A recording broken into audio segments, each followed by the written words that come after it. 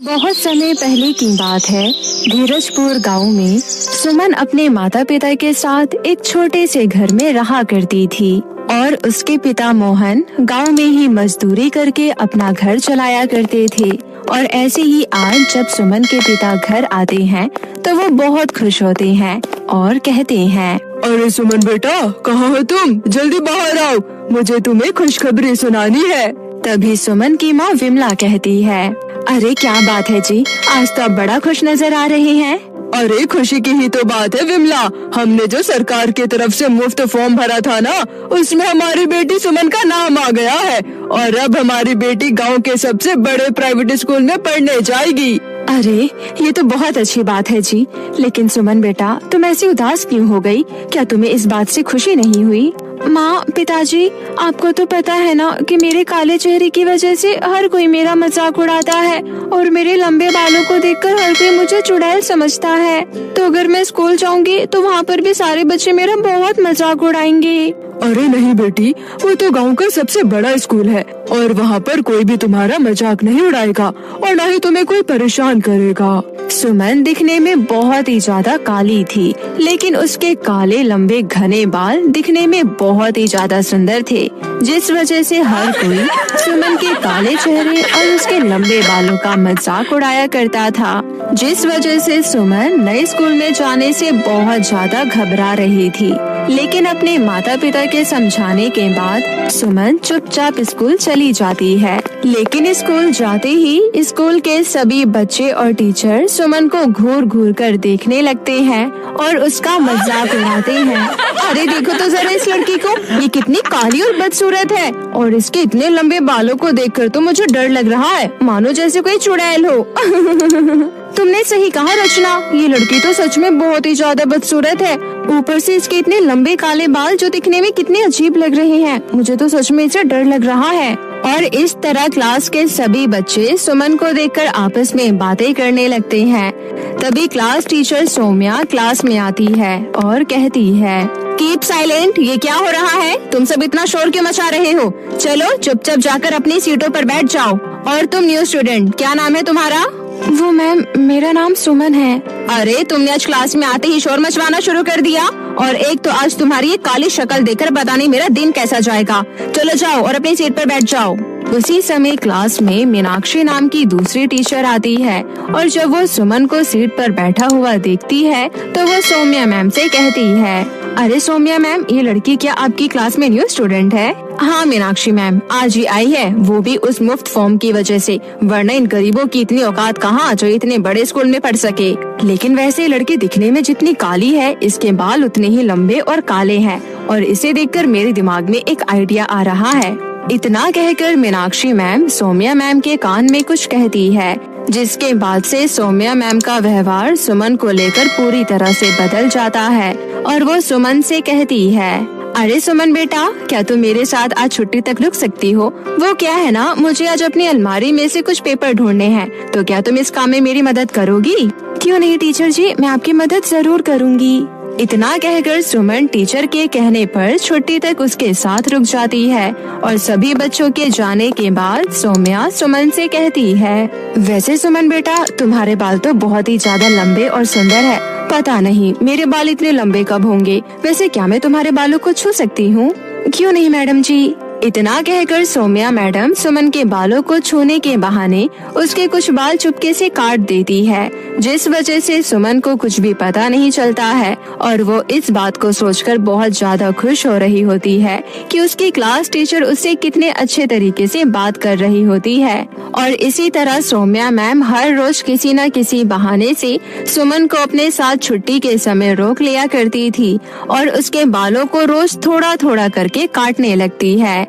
लेकिन सुमन को इस बात की जरा सी भी भनक नहीं लगती है और ऐसे ही धीरे धीरे सुमन के बाल छोटे होने लगते हैं। तभी एक दिन जब सुमन अपने बाल को धोकर बाहर आती है तो उसकी माँ उससे कहती है, अरे सुमन बेटा, ये तुम्हारे बाल इतने छोटे कैसे हो गए? क्या तुमने किसी से अपने बाल कटवाए हैं? नहीं माँ, मैंने तो किसी से भी अपने बाल नहीं कटवाए हैं और भला मैं अपने लंबे बालों को क्यों कटवाऊंगी? एक यही तो है जिसकी वजह से लोग मुझ पर गौर करते हैं। अरे विमला, क्या तुम भी ऐसे छोटी छोटी बातों को लेकर बैठ जाती हो? खामखा मेरी बेटी को परेशान कर रही हो। अरे एक तो बड़ी ही मुश्किल से उसका इस स्कूल में मन लगा है और तुम ऐसी बातें करके उसका मन फिर से बहका रही हो। अरे बालों का क्या है, वो तो फिर से बढ़ जाएंगे। इसलिए बेटी तुम चिंता मत करो और तैयार होकर स्कूल जाओ। और इस तरह विमला भी अपने पति की ये सब बातें सुनकर चुप हो जाती है और अपने काम में लग जाती है। लेकिन टीचर सौम्या अपनी हरकतों से बाज नहीं आ रही थी और उसका लालच दिन पर दिन बढ़ता ही जा रहा था।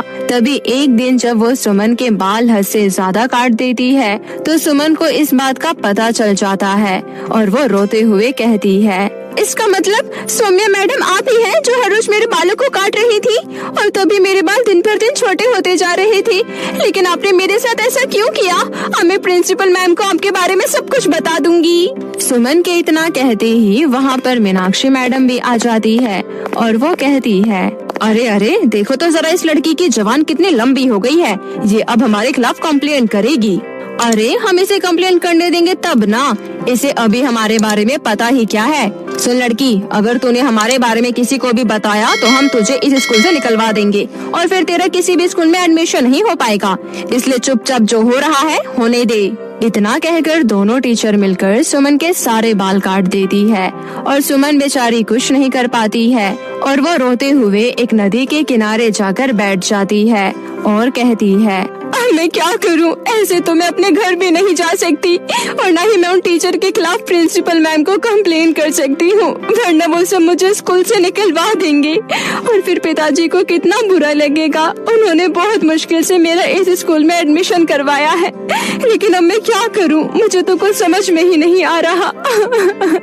सुमन इतना कह ही रही होती है कि तभी उस नदी में से एक सुंदर सी जलपरी बाहर निकलती है और वो सुमन से कहती है, क्या बात है, तुम इतना परेशान क्यों लग रही हो?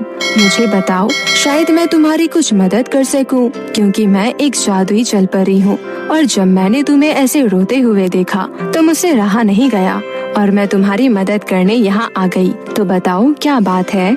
उस जलपरी के इतना कहते ही सुमन उसे अपनी सारी परेशानी बता देती है, जिसके बाद वो जलपरी कहती है, तुम चिंता मत करो सुमन, मैं सब कुछ ठीक कर दूंगी। अब मैं तुम्हें ऐसा जादुई बाल दूंगी जिसे कोई भी नहीं काट पाएगा और अगर कोई भी तुम्हारे बाल काटने की कोशिश करेगा तो वो खुद ही गंजा हो जाएगा और जब तक वो अपना गुनाह कबूल नहीं करेगा तब तक उसके सर पर बाल नहीं आएंगे। इतना कहकर वो जलपरी जैसे ही सुमन के सर पर हाथ लगाती है वैसे ही सुमन के सर पर जादुई घने लंबे बाल आ जाते हैं, जिसे देखकर सुमन बहुत ज्यादा खुश हो जाती है और कहती है, आपका बहुत बहुत शुक्रिया जादुई जलपरी, अब मैं खुशी खुशी अपने घर जा पाऊंगी। इतना कहकर सुमन खुशी खुशी अपने घर चली जाती है और अगले दिन जब सुमन स्कूल जाती है तो उसके सर पर फिर से काले लंबे घने बाल देखकर दोनों टीचर बहुत ज्यादा चौंक जाती है और स्कूल की छुट्टी होने के बाद वो दोनों फिर से एक बार सुमन के बाल काटने की कोशिश करती हैं। लेकिन इस बार जैसे ही वो सुमन के बाल काटने जाती हैं, वैसे ही वो दोनों खुद गंजी हो जाती है और ये देखकर दोनों टीचर बहुत ज्यादा घबरा जाती है और कहती है, अरे सौम्या मैम, ये क्या हो गया हमारे साथ? हमारे बाल कहाँ गए? अरे हाँ, हम तो गंजे हो गए। अब हम लोग ऐसे बाहर कैसे जाएंगे? अब आप दोनों के सर पर बाल तभी आएंगे जब आप दोनों प्रिंसिपल मैम के सामने अपनी गलती स्वीकार करोगी, इसलिए मैं अभी प्रिंसिपल मैम को बुला कर लाती हूँ।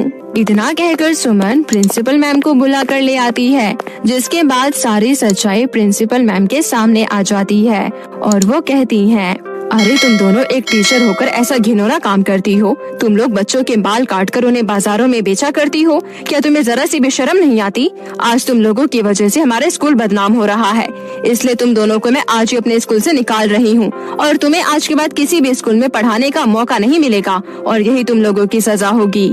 और इस तरह दोनों टीचर की सच्चाई बता देने के बाद उनके सर पर बाल तो आ जाते हैं, लेकिन उनकी नौकरी हमेशा के लिए चली जाती है और अब सुमन खुशी खुशी स्कूल में पढ़ने लगती है और स्कूल के सभी बच्चे भी सुमन के साथ अच्छे से व्यवहार करने लगते हैं।